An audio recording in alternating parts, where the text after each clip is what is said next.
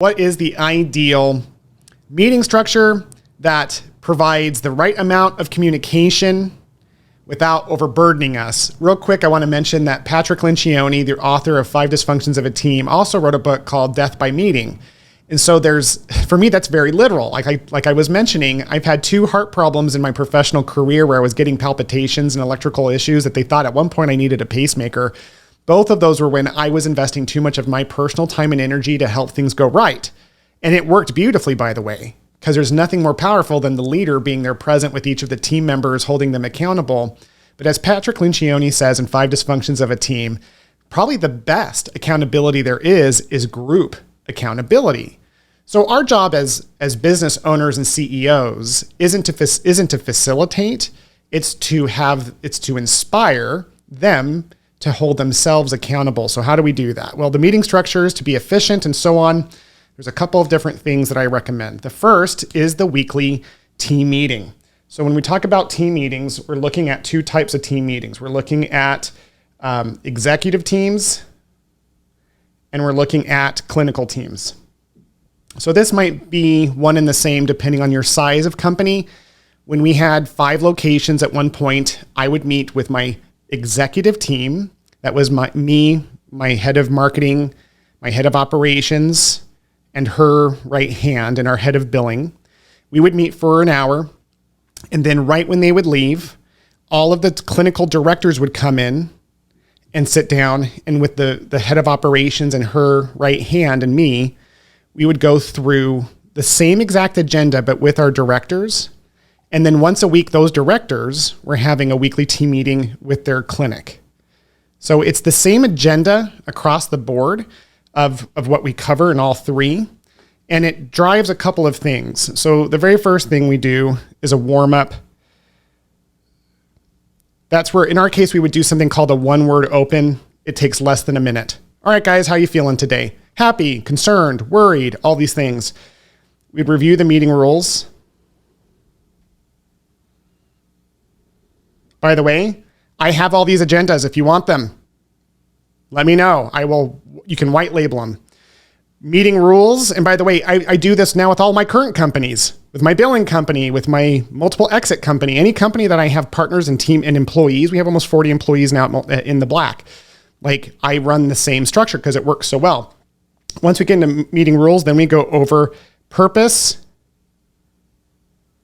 and values. We have somebody from the team, including me at times, share a thought about the company purpose and the company values. This first thing takes 15 minutes. So the total meeting agenda time for these meetings is no more than 60 minutes. Now, these are team meetings. These aren't one-on-ones. And so for clinical meetings, we'd have them block time that would overlap with their lunch, but would also cut into treatment time because we wanted them to have some degree of like you're being paid to be here kind of thing. But we also knew it was part of their investment in being a part of the team. So they'd bring their lunches and they'd go through this agenda. Someone would share a purpose, vision, values piece. Then from there, we go into stats and graphs. And the way that I recommend doing this is what Robert was mentioning regarding the red, yellow, green approach. This is probably its own module of training. So I can't get too far into it, but let me paint to you what the vision looks like. For those of you who are doing none of this, it's going to seem incredibly overwhelming. Just be patient. It's really good that you're seeing the end in mind now. This is honestly better. So when you're looking, so after everyone's feeling connected and they remember why they love the company and they're feeling like a team, then we go, great, how did we do? 1, 2, 3. And then everyone would hold up their graph that they already had.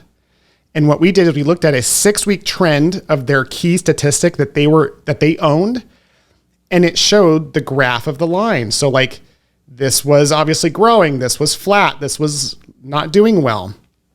And so everyone would go around and look at each other's graphs and report on their statistic by mentioning the main reason, 1 or 2 reasons. People love to like politic and just explain themselves away. Like we make it really narrow. Give us 1 or 2 reasons as to why that statistic is in that state. Why is it doing well? Why is it suffering?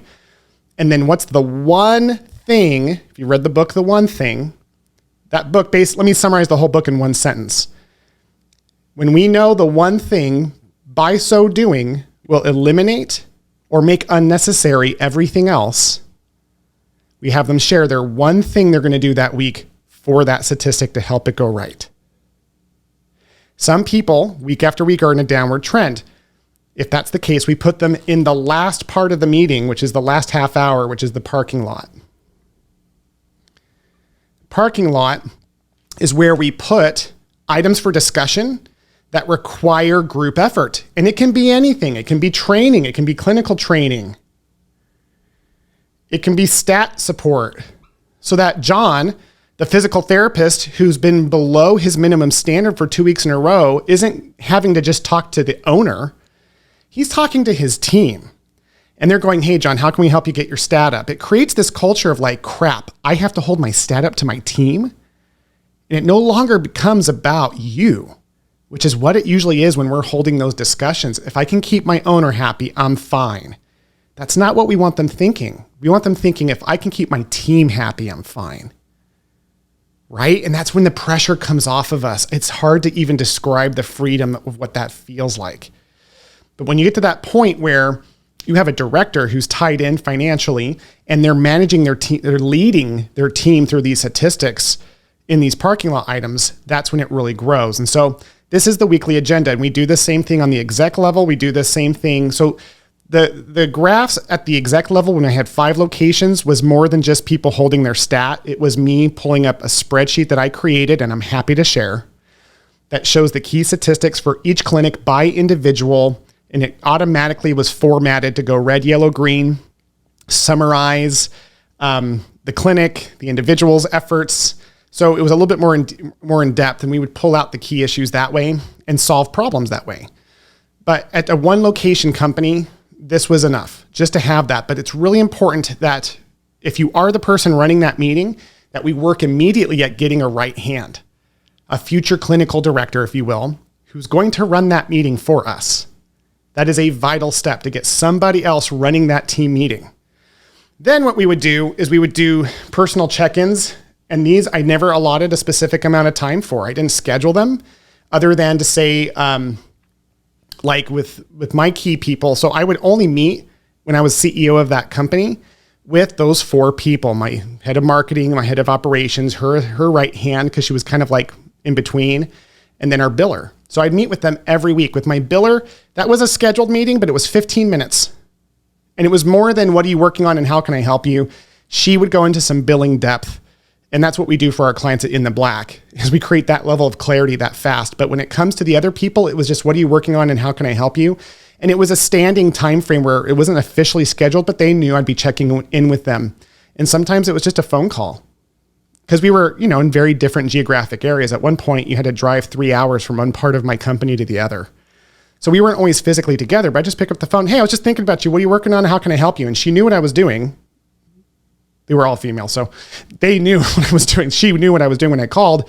But then the directors would do the same thing. It wasn't scheduled. It was just like on the fly. So directors would typically use their admin time to do it.